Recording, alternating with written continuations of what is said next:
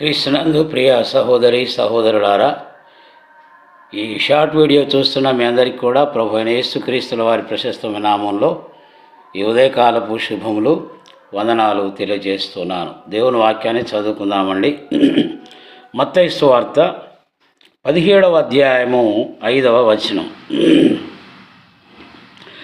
అతడు ఇంకను మాట్లాడుచుండగా, ఇదిగో ప్రకాశమానమైన ఒక మేఘము వారిని కమ్ముకొనెను.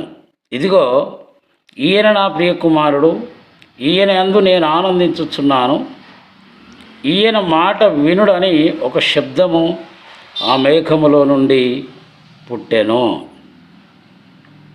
ఇది ప్రభువైన యేసుక్రీస్తుల వారు ఈ లోకంలో జీవించినటువంటి కాలంలో ఆయన ఒక ఎత్తైన కొండపైకి తాను అమితముగా ప్రేమిస్తున్నటువంటి శిష్యులను పేతురు, యోహాను, యాకోబులను తీసుకొని ఆయన ఒక కొండ మీదకి వెళ్ళినట్లుగా మనం చూస్తూ ఉంటున్నాం. ఈ కొండ మీద ఆయన రూపాంతరం చెందినటువంటి ఒక అనుభవాన్ని ఇక్కడ మనము గమనిస్తున్నాం. యేసు ప్రభు వారి యొక్క ముఖము సూర్యుని వలె అక్కడ ప్రకాశించినట్లుగా ఈ సందర్భం మనకు జ్ఞాపకం చేస్తూ ఉన్నది. ఆ సందర్భంలోనే అక్కడ ఒక స్వరము వారికి వినబడ్డది. ఏం వినబడ్డది అని మనం ఆలోచన చేసినట్లయితే, ఇదిగో ఈయన నా ప్రియ కుమారుడు, ఈయన యందు నేను ఆనందించుచున్నాను, ఈయన మాట వినుడని ఒక శబ్దము ఆ మేఘములో నుండి పుట్టెను. ఒక మేఘంలో నుంచి స్వరం వినబడ్డట్లుగా మనం చూస్తూ ఉన్నాం. ఆ మేఘంలో నుండి వచ్చిన స్వరం ఏమిటి అంటే 3 విషయాలను తెలియపరుస్తుంది ఈ స్వరం. ఒకటి, ఈయన నా ప్రియకుమారుడు అని యేసుప్రభు వారిని గురించి సంబోధిస్తున్నట్లుగా చూస్తున్నాం. తర్వాత ఈయన యందు నేను ఆనందించుచున్నాను అంటున్నాడు.